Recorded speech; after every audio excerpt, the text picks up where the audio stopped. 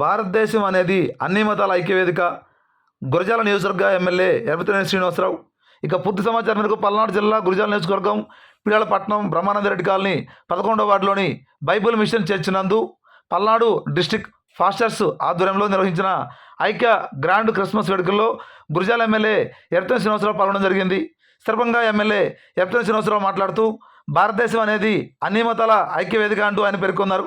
అలానే ప్రజలందరూ కూడా క్రిస్మస్ వేడుకలకు సంబంధించి ప్రశాంతంగా అందరూ కూడా జరుపుకోవాలని ఆయన తెలియజేయడం జరిగింది. ఈ కార్యక్రమంలో ఆయనతో పాటుగా పలువురు నాయకులు తదితరులు పాల్గొన్నారు. సోషల్ మీడియాలో ఎటువంటి దుర్మార్గమైన పోస్టులు పెట్టించారు అందరినీ ఒకసారి గుర్తు తెచ్చుకో. మళ్ళీ ఈ మధ్యనే అసెంబ్లీలో నిన్నగా మన 3 రోజుల క్రితం ముఖ్యమంత్రి గారు ప్రకటన చదివారు. వర్రా రవిదండ్రి అనే వ్యక్తిని పులివెందులలో అరెస్ట్ చేస్తే ఆయన పెట్టిన పోస్టులు ఆ కుటుంబం మీద ఒకసారి మీకు గుర్తు చేస్తున్నాం. ఎందుకంటే మనకి జన్మనిచ్చిన తల్లిదండ్రులు లేకపోతే మన తోడబెట్టిన అన్నం చెల్లిలో ఉంటే మనందరం మన గౌరవించుకునే వస్తే కుటుంబం వస్తే సమాజం అని.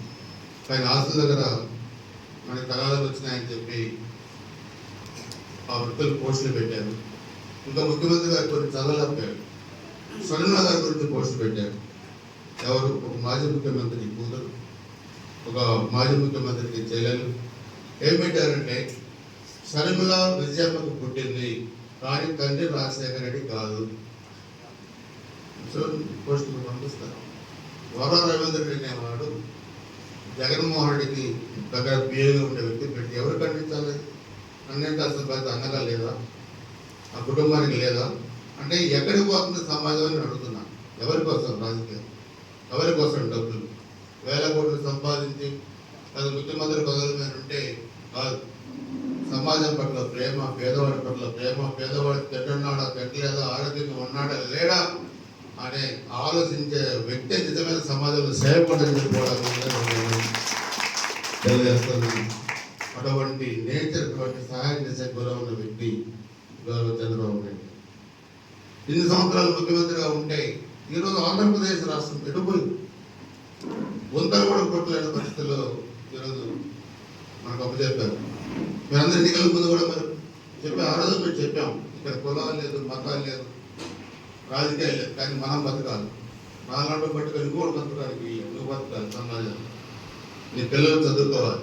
నీ పిల్లలు ఈ సమాజంలో ఒక మంచి స్థాయిలో మీ పిల్లలు ఉండాలి. మీరు సమాజానికి సేవ చేయాలి. దానికోసం మీరు బతకండి, కానీ కులం కోసం, మతం కోసం, ఇంకోటి కోసం మనం బతకాల్సిన అవసరం లేదు. ఇంకోటి మనం బతకాల్సిన అవసరం కూడా లేదు.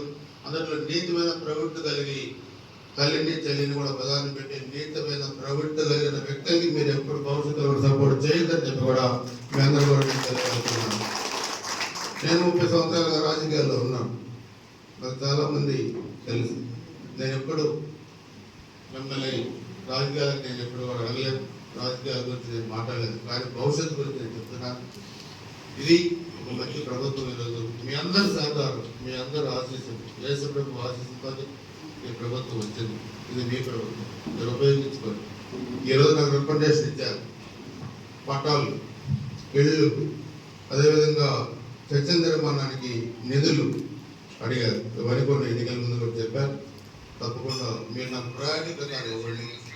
అన్ని మండల హెడ్ క్వార్టర్స్లో ఇళ్ల స్థలాలు కానీ ఇళ్ల నిర్మాణానికి కానీ ప్రభుత్వం నుంచి నేను నిధులు మంజూరు చేస్తాను. అదేవిధంగా కొన్ని ఫారిన్ ఫండ్స్ కూడా ఉన్నాయి. చర్చ నిర్మాణానికి ఇచ్చే దాతలు కూడా ఉన్నారు. నేను వాళ్ళతో పాటు మాట్లాడాను.